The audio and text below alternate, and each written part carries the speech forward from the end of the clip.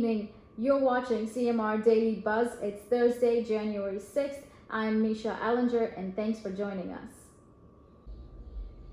In today's news headlines, Premier Wayne Panton had indicated that the PAC government's two-year budget is focused on creating equal opportunities for Caymanians and building a sustainable future for the Cayman Islands. The budget's overarching theme has been to create opportunities for Caymanians to flourish while also rectifying existing inequities. In a statement issued today, he said, "The story of our country, of our people, is one that says we are too rich to be poor, too talented to be denied opportunities, too blessed to have daily stresses, the daily stresses we do, and too proud to be disheartened without pursuing solutions for a better socially and economically fairer Cayman." Cayman has recorded its first road traffic fatality for 2022. A man died from injuries sustained in a single vehicle collision on Elizabeth Highway in the vicinity of Costules shortly before 1 a.m. The white sedan was traveling north on the highway when it left the roadway and collided with a concrete statue that is a part of the roundabout. The male occupant of the vehicle succumbed to his injuries and was pronounced dead by the attending doctor.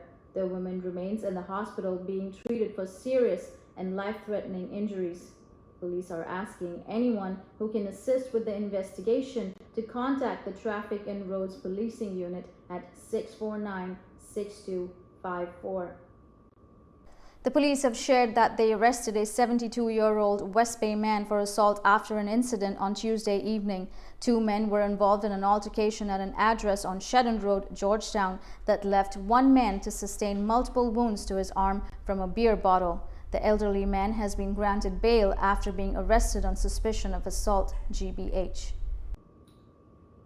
Podcaster Mario Rankin had gone missing from Shetty Hospital in East End, exclusive CMR sources have shared. According to sources, he was attempting to bypass the security guard at the front entrance without properly being discharged from the medical facility in East End. Soon after that, an alarm to another exit door went off and they could not locate him. Rankin was recovering in the ICU after sustaining a fall at home recently, but tested positive while at the Georgetown Hospital last week. The police have shared that on Tuesday morning they discovered a container with multiple cartridges of what appears to be shotgun ammunition in the Barkers area of West Bay. The ammunition is being analyzed by the police's forensic unit. Cayman marked the one-year anniversary of being given access to the Pfizer biotech vaccine on Wednesday, January 5th. Premier Wayne Panton acknowledged the significance of that milestone on the Premier Access podcast on Wednesday evening with host Sandy Hill. The Premier acknowledged that the vaccine has been a game changer for the Cayman Islands and has allowed us to move closer to reopening fully, with some 80% of the population now having been fully vaccinated. However, he also stressed the importance of getting the booster shot, which he said will starve off serious illness from new variants such as Omicron. Interim Chief Medical Officer Ottilia Newton has reported 466 new COVID-19 cases just this evening. Public Health reported 1,125 PCR tests were conducted since the last report on Tuesday, 4th of January, which 317 were positive.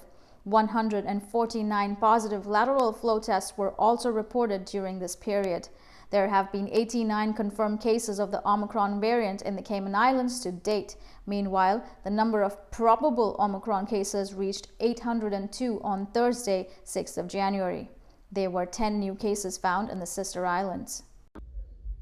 The local Cayman Music and Entertainment Association is reminding local bars and nightclubs that foreign workers must be endorsed by the CMEA in order to work as DJs. The comments come after a late-night stabbing by Siku Lichmore, aka DJ Mario Guns, on Sunday night.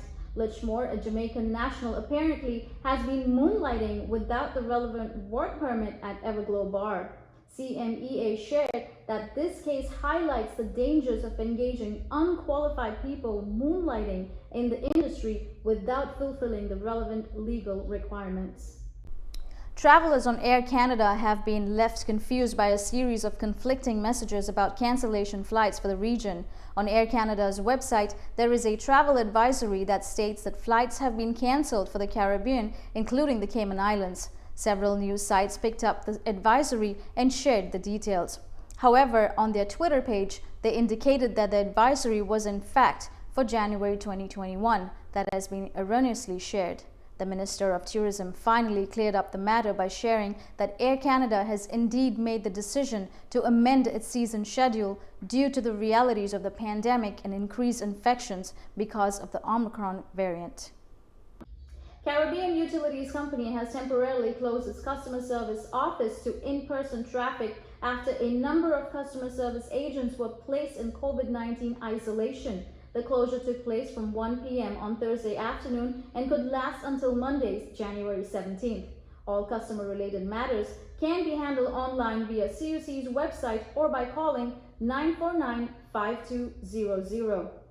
Some delayed responses is expected, and the company apologizes for any inconvenience caused. In international news, today marks the one-year anniversary of the attack on Capitol Hill, with President Biden decrying the violence and calling on Americans to ensure it never happens again. He blamed former President Donald Trump for the insurrection front, accepting his political loss, and noted that he created and spread a web of lies about the 2020 election. That's all for today's news. You can catch us daily at 7:30 p.m. Monday to Friday for the CMR Daily Buzz. This is Misha Allinger. Thank you for watching and stay safe.